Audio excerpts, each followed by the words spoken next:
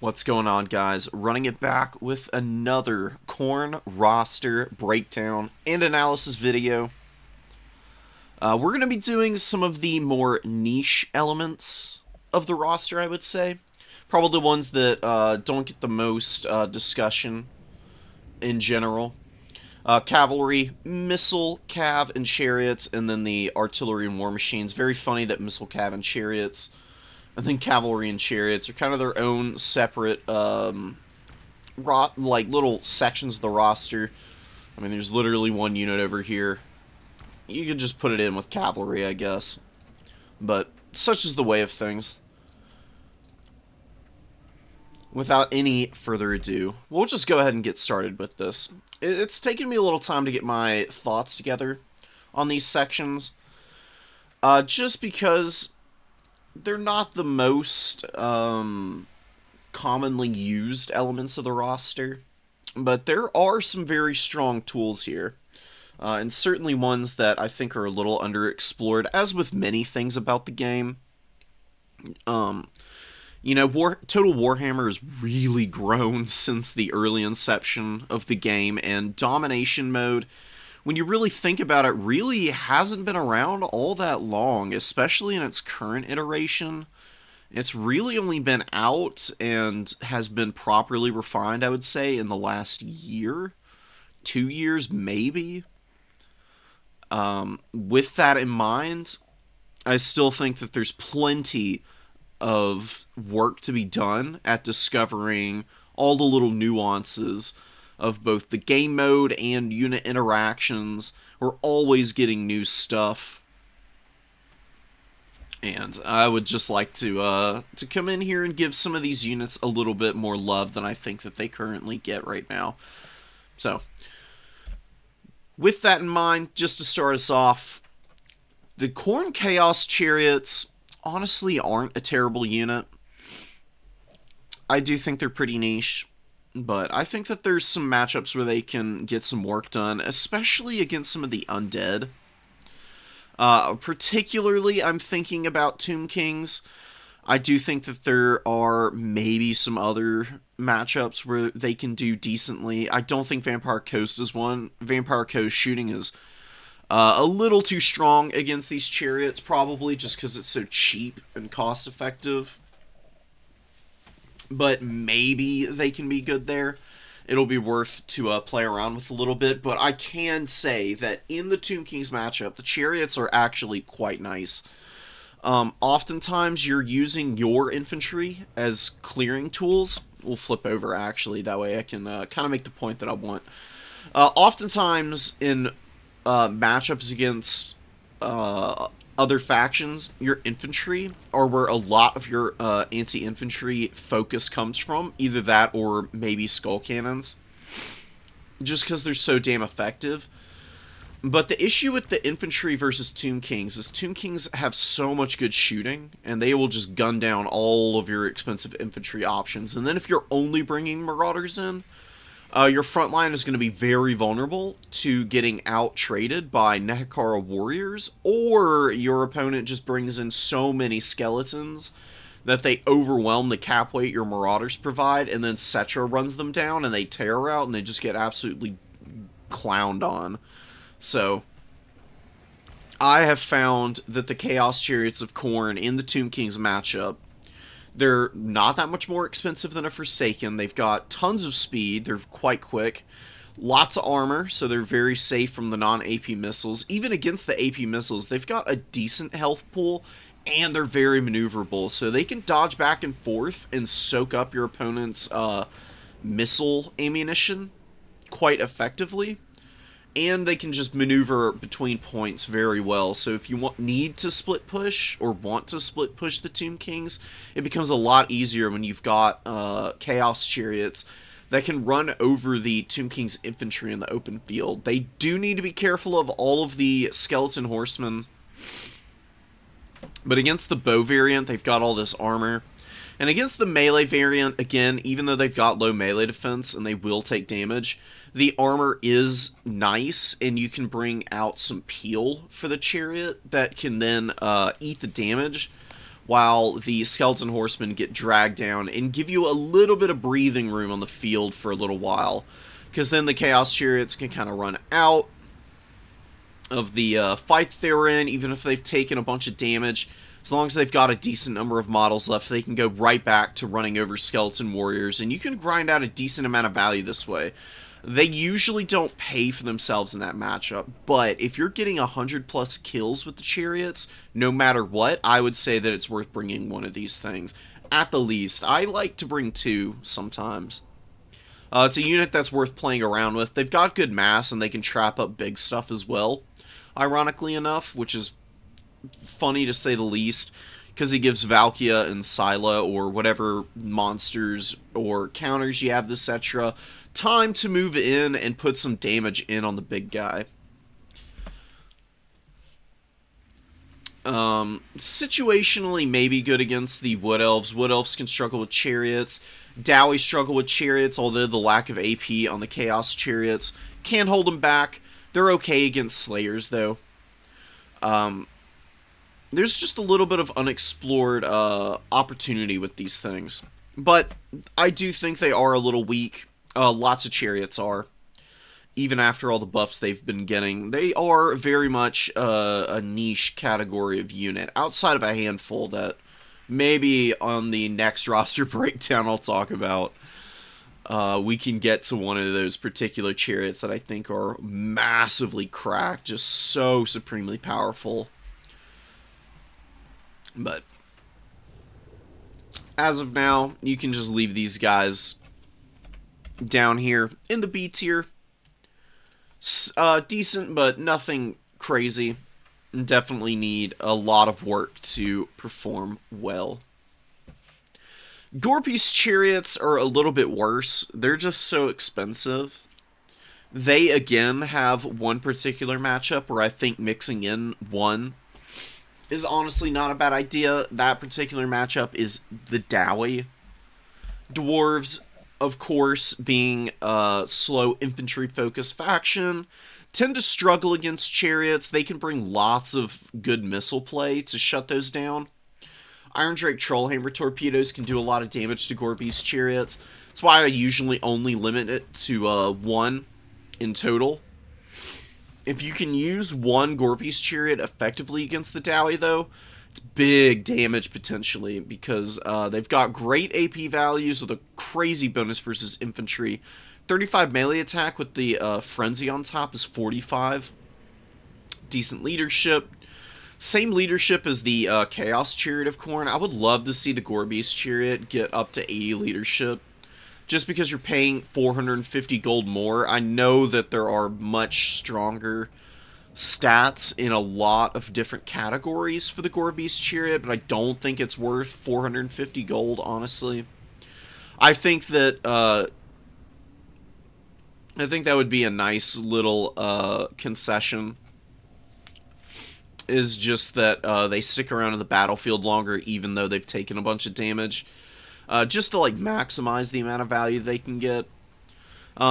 These guys are very good at running over Slayers in the Dowie matchup, because the problem with Slayers is they've got no armor, so they get hit for every point of damage from this weapon strength, which is pretty damn high. You can kill models outright, even if you don't. The high charge bonus and good mass on these means that they will push out of that combat, because Slayer units are so spread out in their formation. They're not blobbed up enough to stop the mass of the gore beasts. And then you can run through, even though these guys have pretty mediocre speed. And just go and find another target. They can be a really disruptive tool against the dwarves. But, like I said, gyros and trollhammer torpedoes are very good at shooting these down. They're better left in reserve against the dwarves. And then you bring them in the mid to late game, and you run over the reinforcements as they're trying to come in. Force a response from your opponent, and then maybe you can bring out a counter to your opponent's counter. And start to really keep them on the back foot. Other than that, though, I don't think there's really any other matchups where these guys can perform very well. Maybe against Cathay, but again, Cathay has lots of good missiles. And Cathay has a lot of pretty cheap mass that can catch the Gore Beast chariots and slow them down. And for how bad the Chaos Chariots do against all those cavalry units, Gore Beast Chariots do worse just because their melee defense is only, what, two more? Two more melee defense, 10 more armor. And they're so much more expensive. They will get dragged down by crappy cavalry, and you will feel really bad about it because it's gonna suck. It's gonna hurt. The bottom line on these things is that they're just too expensive, and you can bring cheaper options or just infantry that do the same thing but better. And they really don't have a real area in which they outshine anything else without being too expensive. So, not much else to say about them. Moving on, we can talk about the Chaos Knights. Chaos Knights are damn strong, I've found. You need to be on top of your micro with these guys to get the most value out of them. They are very expensive, but there are quite a few matchups where I find them to perform really nicely. Wood Elves probably being the number one. Having flaming attacks on your cavalry is really nice. A baseline cavalry unit with flaming damage against a lightly armored faction that relies on healing oftentimes is excellent because the flaming attacks obviously mitigate the healing by half. They're also excellent at clearing out dryads. They hit so hard with their charge bonus. It's up to about 49, I believe, 48, I guess, with the Frenzy active. They've got good weapon strength. Again, Frenzy buffs that up. They've got 52 melee attack with Frenzy active. They're fast at 70 speed. They've got good leadership. Solid armor with a shield, which blocks some missile fire. And a good health pool with 60 models. So there's a lot to like here. They're a very dependable unit.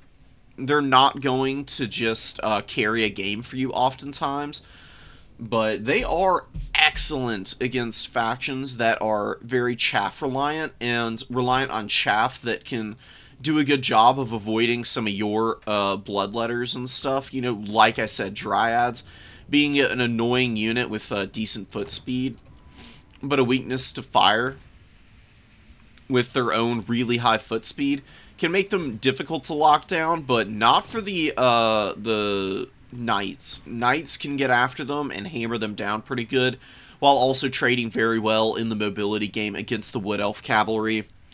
There's some other matchups where they're good. I do think they're okay against Tomb Kings. Tomb Kings, you can bring these guys in the late game when Chosen of the Gods and Sepulchral Stalkers have either used up all their ammo or been handled by other tools on your roster.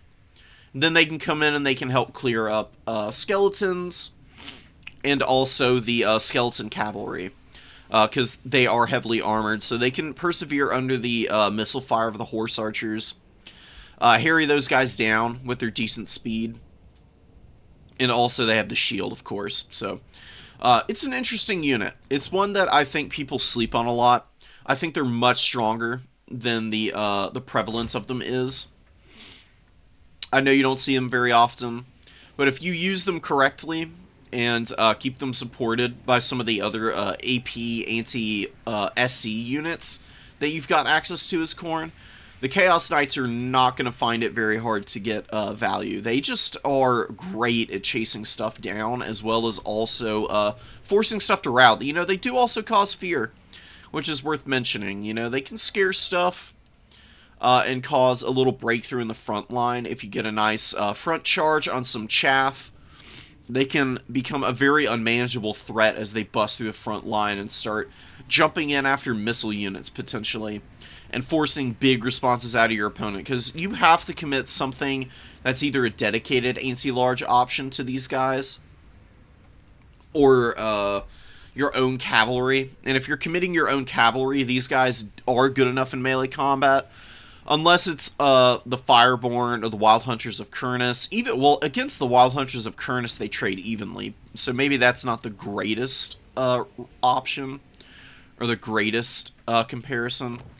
But Fireborn, Swords of Chaos are okay against them. But like, Skull Crushers or Rot Knights I'm really thinking of being anti-large units with AP. If your opponent has to commit those guys to fighting the Chaos Knights, then you can maybe sneak some Blood Beasts into the back line and start doing some serious damage. Then Flesh Hounds, Furies, all those other nasty units can start jumping around and doing some serious work. Another area where Chaos Knights of Khorne are pretty decent is against Hellstriders. Hellstriders are a very popular choice for Warriors of Chaos and Slaanesh for obvious reasons. These guys have good enough armor and melee attack that they can fight pretty evenly with a couple of Hellstrider units and do some good damage to them.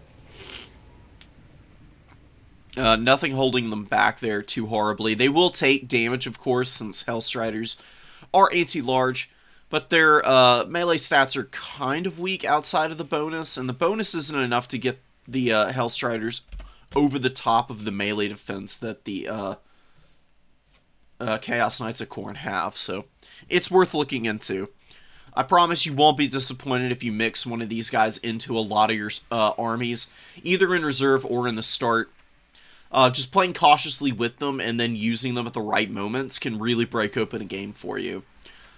So I'm gonna leave them up here in A tier. I'm gonna be bold with my opinions this day. It's certainly not something that you'll see super often, but when you do see them, you need to respect these guys, or risk getting heavily punished by good micro on them. So, moving on, we'll talk about the Chaos Knights with Lances now. I think that they're substantially worse in a lot of regards. The big issue is that they lose quite a bit of melee defense. I don't think they're all that good. I have not had a lot of success with them. The extra charge bonus is nice. We'll flip over and I'll show you. They have 80 charge bonus as opposed to 44, but at the cost of 12 melee defense, I don't know if it's really worth it. Their melee attack doesn't get any better. All the other stats, everything else is the exact same. It's just that if they get stuck in melee combat, they're suddenly a lot less efficient over time. And with the prevalence of like cheap mobility cav in domination mode, I think that leaves these guys a little vulnerable to getting locked in place and dragged down by cheaper units, which is going to be a feels bad kind of moment. And like I said, the 80 charge bonus is nice, but it's a little bit of overkill if you want my opinion. Truthfully, the Chaos Knights of Khorne with their charge bonus in the mid-40s here is plenty strong enough to be able to crack through most units, especially if those units don't have charge defense against large. And then the strong combat stats over a sustained grind usually will push those units off where these guys take a bunch of damage in return. Being able to stick around in combat, I think, is more important than being really good at hit and run sometimes. And this is a particular instance where I think it is more important just because it's a multi-model unit. Like, for stuff like single entities, low melee defense is a little less punishing because they got a lot of mass to make up for it so they can push out of combat easier, but the cavalry aren't able to do it as freely. So if they have to commit to staying in a prolonged engagement, having that extra melee defense is big money for them. It helps them trade better, keeps them from getting worn down quite as easily, and it's better to stay and fight than to try and run away and take a bunch of casualties in the process. And Khorne can peel for their own stuff pretty easily with all the quick units that you've got available on the roster. I just think that the Chaos Knights with Lances are too vulnerable. They're also 100 gold more. I don't know why. It's not like they're that special. And there are Blood Crushers, which I'll just get into right now, which are the same price point and are just, a better shock cavalry unit in general. Flipping over, we'll discuss a little bit. They've got good weapon strength. It's, a little bit more than the Chaos Knights with Lances. Their charge bonus is higher than the Chaos Knights of Khorne as well.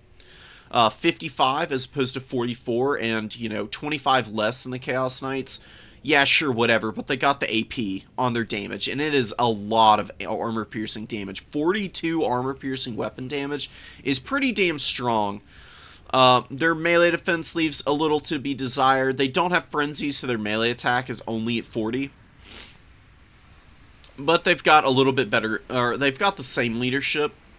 They've got decent leadership, same speed, a little bit less armor and no shield, but they get physical resistance as the trade-off.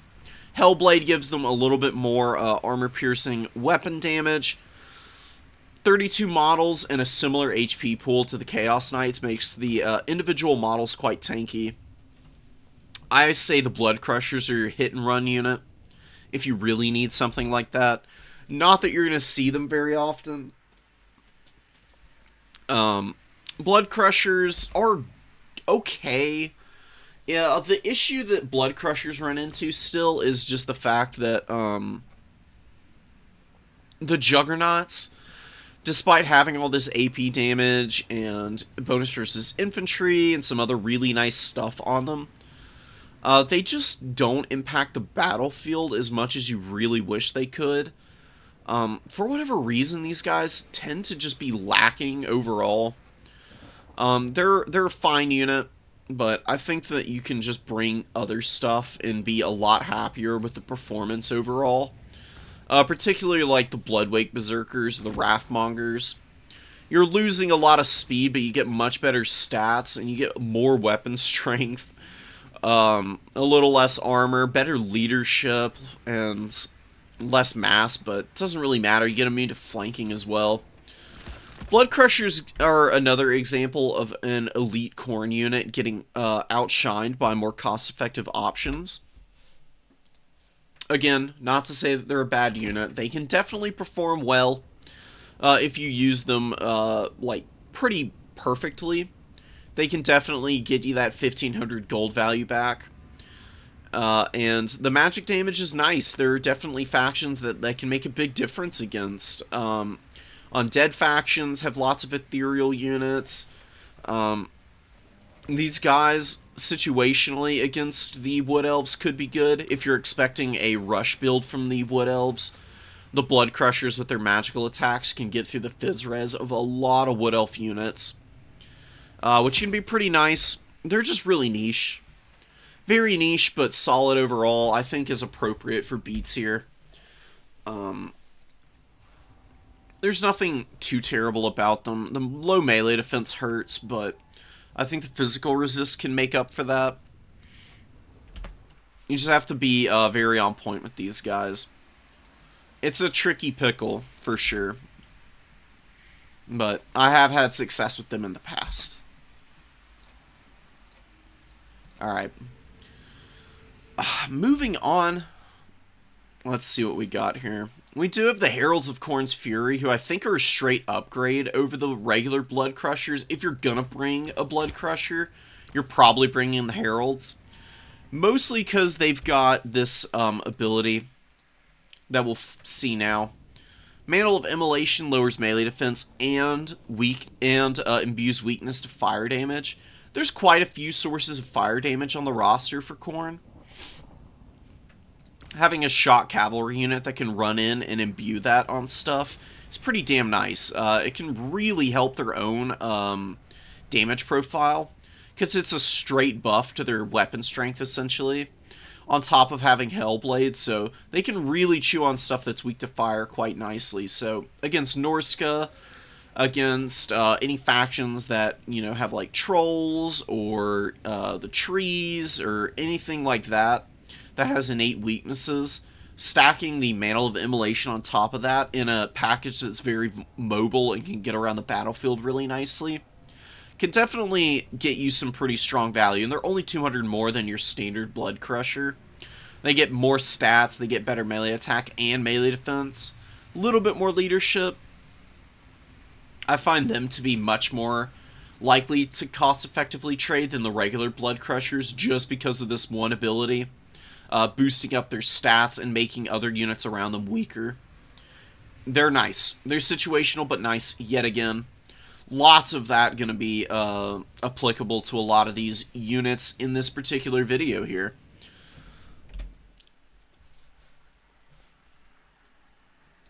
You just have to keep them on the move.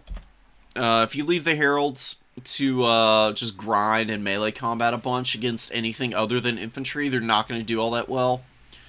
And if they get stuck in tons of chaff, that's where they can get dragged down. But if you can hit and run with them, they are an amazing unit, and they will rack up the kill totals for you. Very good at charging army abilities up because of the damage output they have. Moving away, we can get into the Skull Crushers. Skull Crushers are much better now. Still a pretty niche unit, still very expensive. Hard to maximize in terms of the damage output that they provide, but they did get the speed buff that all the Juggernaut units got. And they are basically a Chaos Knight of Khorne. I mean, you look at their stats and they're shockingly similar. Straight upgrade in some areas for 300 more gold. You know, like the same HP pool, 4 less HP across the 32 models. These guys are pretty hard to drag down, and they can really do nicely with a Blood Speaker on the field.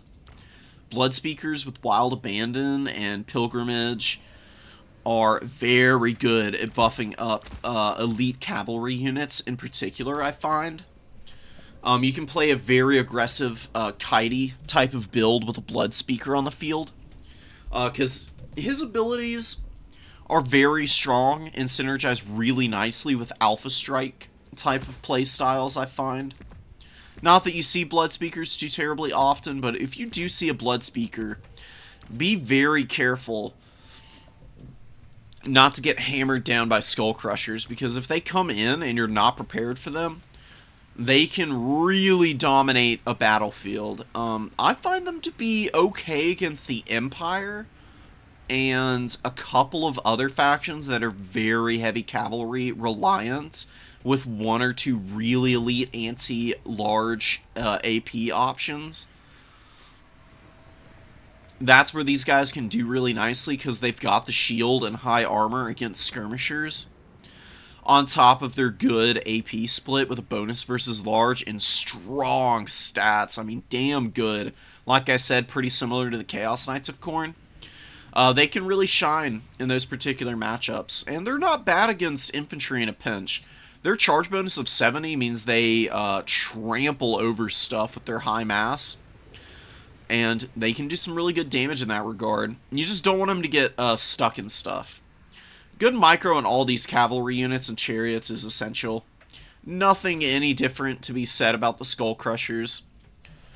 They just come in a little bit more of a convenient package, all things considered, despite their price point. Just from having 70 speed as opposed to 62 now, I think they got a big upgrade and are a usable but niche unit again. Lots of that in this section. And we'll move on to the last unit in this category that I'll talk about, that I think is very similar, which is the Knights of the Brazen Throne. You know, they're a damn good unit. They've got terror on them, which is really nice. I think that, you know, they can kind of sit at the top of the B tier here. Strong, very, very powerful charge. They get the Murderous Charge, which synergizes really nicely with their high mass and decent speed. Gives them extra acceleration, charge speed, charge bonus, and extra mass. Meaning that when they make contact with either unbraced units or units that don't have charge defense against large, they just absolutely flatten them. It is gross how much damage these guys do on the charge. This is your true shot cavalry, and one of the reasons why I think the Chaos Knights of Khorne with lances are so lackluster. Because the charge bonus is 70, you've got all the AP in the world, you got damn good durable combat stats. These guys can actually stick in melee combat and do really well because their weapon strength's high enough. They actually kill units outright, like actual models and infantry outright oftentimes. And their melee defense and melee attack being in the 50s at base is really good. You add on the fact that they get frenzy. They've got 64 melee attack. That's kind of crazy on a non-SC character, if you want my opinion. They also cost terror for 1900 gold. Khorne doesn't have a lot of terror-causing units. This is something that I haven't talked about much outside of, some of the... When I was talking about the Lords, I talked about it a little bit. But this is one of your better options for a terror-causing unit. In terms of price point, it's one of the more affordable ones, funnily enough. And in terms of impact, it can be damn good. So against stuff like Skaven, if you can get these guys to not get shot to death by the missiles by the time they come in, and actually hammer home, they can chain terror out entire formations of infantry. Which, for Khorne, can be amazing, because then you've got all the mobility in the world to chase stuff down, and just absolutely horrify your opponent off the field. And just bully them that way. It is really powerful being able to maximize terror routes as Khorne. You just don't see it too often because you don't have so many good sources of it. Like Slaanesh has Azazel for a really cheap price point with all the spells and all the other goodies. And Khorne is sitting out here with very few terror-causing units, period.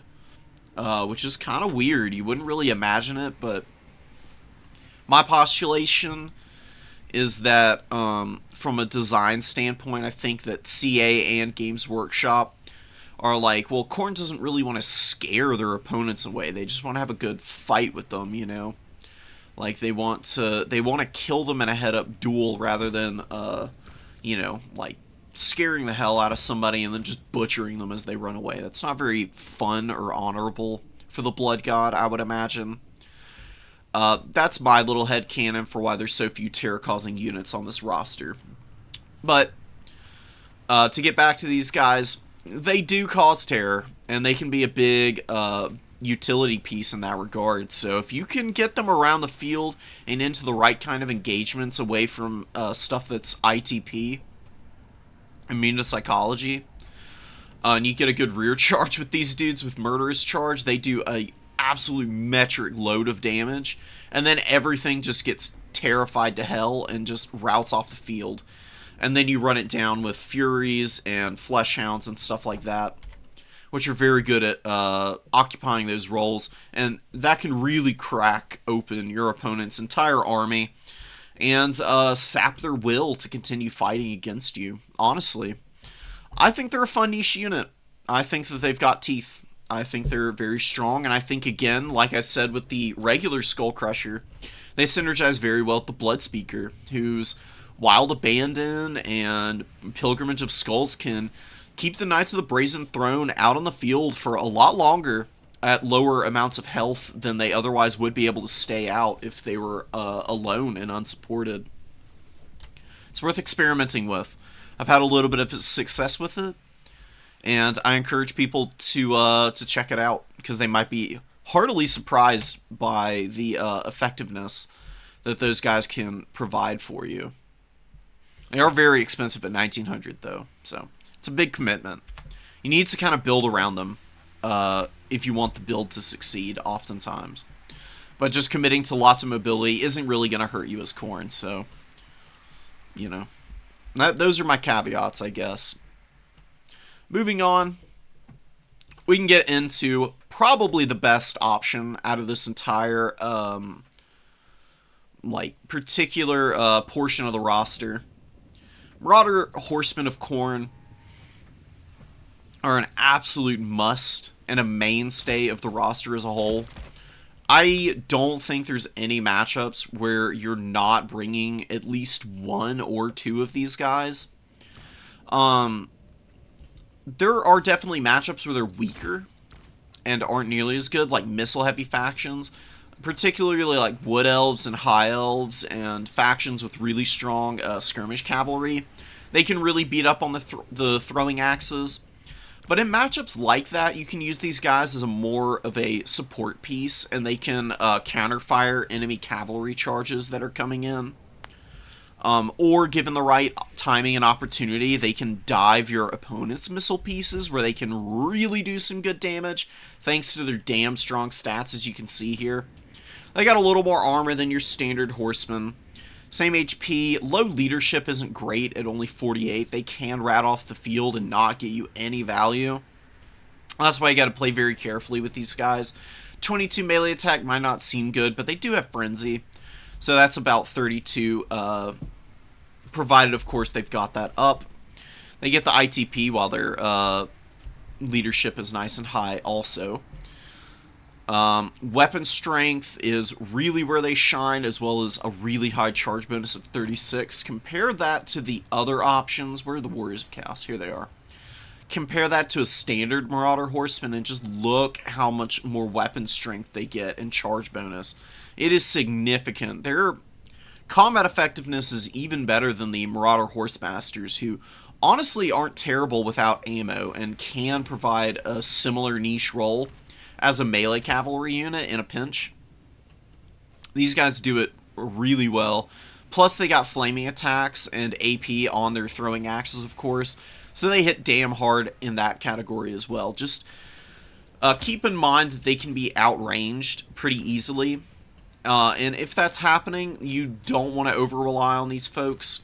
You can just keep them in reserve. If your opponent brings in a bunch of heavy cavalry that you want to throw axes against, or if there's a big SE on the field and you want to like send these guys out to chip it down a little bit and put pressure on it without overcommitting and having to use like a super expensive answer like a Minotaur or something, one of these guys can do that role very well. One Marauder Horseman throwing axe using all its ammunition with reasonable accuracy, and they're fairly accurate. You just have to get them, get them on target and throw at the right time. They will get the same value as a Minotaur. Now that comes with, lots of inherent risks because of how squishy they are. But that kind of damage potential really can't be passed up, in my opinion. That's why I always have one. I don't care what matchup it is. One of these guys is nice to have in the back pocket. Sometimes the fewer of these dudes you're microing around, the better. There are matchups, though, where you want to bring as many as possible. And they will do amazingly in huge numbers. Like against Warriors of Chaos in the Khorne Mirror match. Some of the other matchups against factions that don't have tons of missile cavalry or really good range. They are just a fun unit. They're fun. They hit really hard. They provide a lot of battlefield utility. They're good at chasing stuff down. They're good at shooting big stuff. They're decent at clearing chaff and melee. Lots of different roles that these guys occupy, and they 100% deserve to be at the top of the list here in S tier. Moving on to the Warmachines category, we do have the Blood Shrines, or the Blood Throne, I guess it's really called. Oh no, it is called the Blood Shrine. It's I think it's called the Blood Throne for the Lords, right? Let me actually check. Yeah, Blood Throne for the Lords. Which is a little bit of interesting little tidbit. You can see here, Blood Throne for Skull Taker, but it's the same thing as the Blood Shrine here. Gore Feast, Totem of Endless Bloodletting. I've talked about it essentially every time I've talked about one of the Lords with the option, or the Blood Reapers, of course, who have the thrones. They give buffs to your units in the front line, a little bit of extra leadership, a +8 with the Encourage stacked on top of Totem. They give extra melee attack, of course. They've got Gore Feast, disruptive attack patterns, magical and flaming attacks, great weapon strength, terrible melee defense, of course. These guys can really struggle if you're not careful with them. They will 100% crumble out if they get locked in melee combat against even a low-tier spear unit, just because their melee defense is so atrocious. If you can keep them on the move, though, and keep them running around with friendly infantry units, and they're buffing all those guys up consistently, they can get big value for you. They're very nice. They're situational and they're very micro dependent though. So if you're not super confident on your ability to micro these guys around, I think they can be left at home. But physical resist, of course the spell resist, decent HP pool. Leadership is a little lacking, similar to the problems that skull cannons can have, but they do get the benefit of their own totem, so their leadership is a little bit higher, and I believe they also get the benefit of the encourage, if I'm not mistaken, which might seem a little counterintuitive, I guess, since they're the one encouraging, but I guess, you know, they're the elite and they're just the hype men. You know, they gotta be hyped themselves if they're gonna get everybody else amped up, so. Interesting tool, interesting unit. Pretty good against Slaanesh, I find, honestly.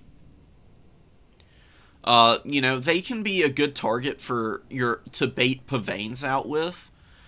Because, you know, these guys, like, run into combat at that point. 68 speed is pretty quick, but still manageable for how many fast units you've got on your roster as Khorne.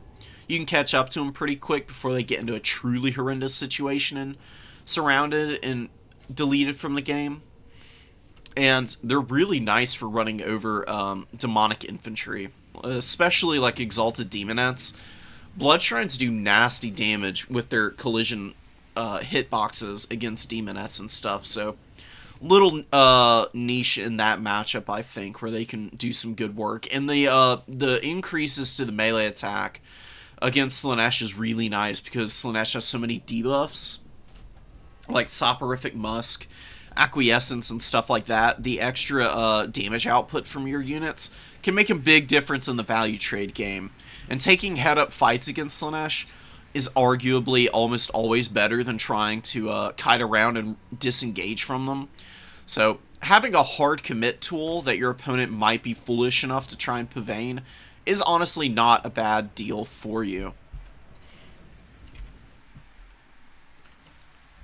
Trying to think of anything else that needs to be said about them. They are vulnerable to missiles. That's another thing. They're decently large as a target against AP missile factions. Probably not the best unit. Dowie, I find them to be pretty weak against. Cathay, they don't do too well into. There is another Warmachine, of course, that we're going to talk about now that I think does much more heavy lifting against those gunline factions and functions very similarly, which is the Skull Cannon, which I'm going to be bold and put up in the S tier. Skull Cannons are insane. I need to make a standalone video about these things. I don't know what to say. I love Skull Cannons. They're incredible. They do so many good things for you. I'm going to flip over and talk about them. They've got good armor, 110 armor, good HP pool, 4,700, which is a little low, but of course they've got Gore Feast, and they replenish ammo in melee combat, so they have dual purpose in melee here that can give them extra damage output. The missile is so strong, especially with the Vortex. The Vortex helps against the infantry, but even in their oldish role, just counter-firing SCs, they can do some damn solid damage. They're okay against Skirmish Cav. Some Skirmish Cav get locked down by the Vortex and take a lot of damage that way. A lot of Missile Cavalry, though, can push out of the Vortex pretty easily and don't get locked down by it. And they don't pierce through units the way they used to, so their damage output got nerfed in that regard. But that was a very niche role that they occupied. It was really only, I don't know, I'd be brave enough to say I was the only person using them against horse archers before they got the change to their missile profile. So losing their effectiveness in that area really isn't that terrible. And what they do now is arguably just as important. These guys are amazing at counterfiring the ROR Hell Cannon against the Warriors of Chaos. And I would say that just for that one particular niche alone, they belong in S tier, because Warriors of Chaos are a very annoying faction when they've got the Soul of Damnation on the field. And one or even two Skull Cannons can actually shut it down. and do it pretty well. You just target ground behind the Soul of Damnation, and they'll hit it pretty accurately. You need like 3 good shots in on the Soul of Damnation to get it within the danger zone of being taken out by either another volley of Skull Cannon fire or just a breath attack from the Exalted Bloodthirster. The Bellow of Fury. And then you shut down your opponent's super powerful artillery piece and the Skull Cannons, provided they've got a decent amount of health left. Can still roll around the battlefield. They can heal up any damage they might have taken. They're just also a great disruption tool. Oh god, dude, there's so many things that these do well. They force opponents to play very panicky against Khorne. If you can maximize the damage on their initial volleys, they're an amazing unit. They've got good range. They're not good at max range at hitting infantry or enemy cavalry. And against a lot of SCs, they can also struggle. But against really big stuff, you can fire at max range and hit pretty accurately. Usually you need to close a little bit of distance for these guys. Usually at about 200 meters, they are going to be absolutely icing the cake of anything that you're firing at. The thing that you should do is put these guys on guard mode and turn off fire at will. Fire at will you turn on once these guys have used all of their initial volleys. That way, when they run into melee combat and they're getting Skull Feast and Gore Feast active, they're healing in combat. But another funny thing that Skull Cannons can do is the second they get ammo with Skull Feast when they're in combat, if they have fire at will on, they'll shoot right in front of them, and they can just absolutely ice infantry units they're on top of because of that. It's really hilarious. This is a troll unit that provides so much utility and battlefield control, and it's frustrating to deal with because of how quick they are. 68 speed, highly maneuverable. If your opponent's focusing these Skull Cannons with missiles, spin to win, baby. Literally spin to win. These things are great at dodging missile fire. I call it break dancing through gunfire. They do it better than most units in the game. They're obnoxious. They're so funny. Maximum micro on Skull Cannons, you can easily get upwards of 2,000 value out of these things. They're that good. I promise you. A lot of people are probably going to dish on them and call them trash, but you can bait your opponents into Khorne Gores by using Skull Cannons out in the open field to get flank shots on their infantry and frontline fights. Your opponent's like, oh my god, I'm taking so much damage from these, and they throw out a cavalry unit to try and tie them down. You just turn around, run back to the safety of your Khorne Gores, and sit on top of them, and nothing's going to touch a Skull Cannon when it's sitting on top of a Khorne Gore or a halberd unit in general. If your opponent tries to land with an SC, boom, the halberds suddenly have something that they can fight, and they don't have to maneuver around to do it. It's perfect. It's a great combo. Very underrated. One that I stand by as being one of the stronger like wombo combos in the game, in my opinion. There's not much to go wrong with here. It's a great unit, and I love them to death. Maybe one day I'll do my little standalone video on all the ins and outs of using them. But even just using them very vanilla, to just fire off the ammo, run into melee, kill some infantry, or disrupt skirmish cav, and then retreating to your friendly lines to do it all over again is damn good. Last unit here, last but certainly not least, I would add a whole nother tier in to talk about the Hellforged Bellowers, because this unit is ridiculous, dude. I don't know what CA was thinking when they put this thing in the game. Arwar Hell Cannon is just silly. It's so strong. It's 1,600 gold, so it is pretty pricey. It's got less range, much longer reload time. I'll come down here and talk about it. I'll show you the stats and everything. Oh, that's another thing about skull cannons. Just to go back to a regular skull cannon, they fire every 11 seconds, which is really quick. Very fast firing artillery piece. So they can out-trade lots of stuff in a similar category. Hellforge Bellower has a more traditional reload time of about 18 seconds. That's on the quicker end still, but it is a decent wind-up time. Now, what makes this thing so powerful is it's like a gaze and a gash, essentially.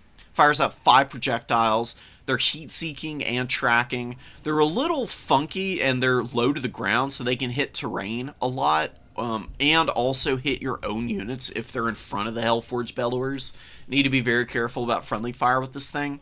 But if it's on an elevated position, and it's just firing down on folks, it is an absolute nightmare. It will half-health any infantry unit in the game, thanks to the multi-projectiles, as well as the fact that it also drops the Vortex. Now, the Vortex is only half strength, but you're considering the fact that it's on 5 individual projectiles, it's actually even more powerful of a Vortex than the regular Skull Cannon.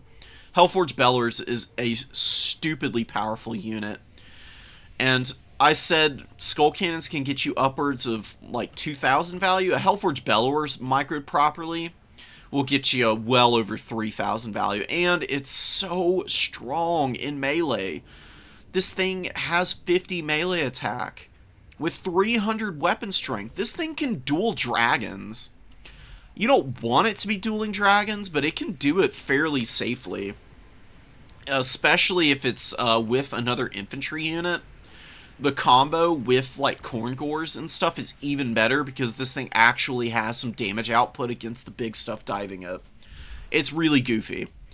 I don't know what CA needs to do to balance this thing out. You can see that it's ROR stats normally give you about 10 extra melee attack and melee defense, and this thing gets 20 more melee attack, 14 more melee defense, and more charge bonus. What? On top of having better leadership so it doesn't crumble out the same as a regular Skull Cannon. I mean, there's nothing to hate about the Hellforge Bellowers. The thing that I would like to see is just the Vortex get removed. And then I think it would be pretty balanced, because the Vortex is what does so much damage to infantry. And then maybe take 2 ammo off of it, and it would be in a much better state. The Hellraiser little ability here isn't really super important to talk about. It's not all that strong. It's okay. It does a little bit of damage as it's engaged in melee combat, but nothing too significant to make it even more busted than it already is. It's really just the Vortex damage being on this thing. I like it, and if they got rid of that, it would have a very nice niche role as a shield breaker and anti-air unit, because it's excellent against aerial ranged tools, which is something that Khorne can struggle with, especially against Tzeentch. This thing is excellent against the Changebringers and the ROR Angels of Decay that Nurgle can bring, and it gives you it's one of the few tools that Khorne can rely on to counterfire units like that and do good damage against. For that, I think it'd be really nice to see it get balanced out. That way you can actually still use it and not just be an absolute troll who's taking advantage of a broken tool right now. It's banned in all the tournaments for a reason, after all. It's really that good. It does everything that a regular Skull Cannon does, but better. And if there were an S plus 5, an S squared tier, that's where I would put it. Easily the best unit on the Khorne roster right now, and it's not even close. It shouldn't be, but it is. And if CA ever does a balancing pass on it, just remove that Vortex damage. That just puts this thing over the top and makes it too damn silly to have out on the field. Just leave it with the regular gaze and a gash type effect it has, and it'll do plenty of damage to infantry anyways. It just won't half their health. It'll do like a solid 20-25% instead, which is arguably pretty similar to a regular Skull Cannon, just with a different profile. at a premium, and with the added effect of being extra good against the aerial units, because aerial units can't really avoid the missile fire because it's heat-seeking. You can try to dodge it by landing, but it's really hard to pull off because the missile speed is so high on the Hellforge Bellower. And it'd just be nice to have this thing available for that. Because aerial combat is so janky that right now Bloodthirsters are terrible. I'm going to spoil it ahead of time. Bloodthirsters are garbage, and they belong in the D tier. They're the only unit that is unusable for Khorne right now. Whatever little niche they do occupy is not worth what these things cannot do, which is control the air. They just don't do it. They can't. So, Hellforge Bellowers does a better job, and it'd be nice to be able to play around with it so that the Tzeentch matchup isn't so frustrating, because Changebringers and a huge Tzeentch Air Force is really annoying to have to deal with this Khorne. Hellforge Bellowers makes it much more doable because you don't have to commit to the Air Force as hard, and you have something that can actually reach out and touch the Changebringers at that stage. And you can actually stress the Tzeentchian Air Force a little bit better. So, that's the tier list here. There's lots of niche units here.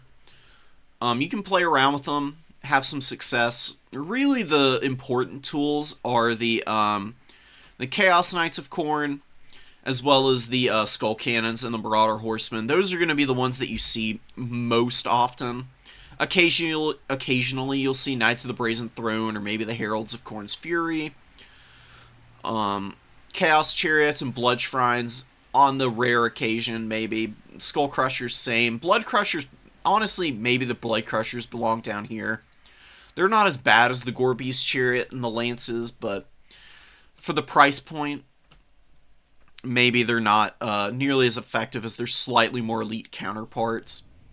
And they can go down a tier. So I think that's where it's going to sit for now. And I hope you guys enjoyed this one. I'm going to be working on the last part ASAP, and I'll have it out to you as soon as I can. Until then, I'll catch y'all on the next one. Take care. Peace out, guys.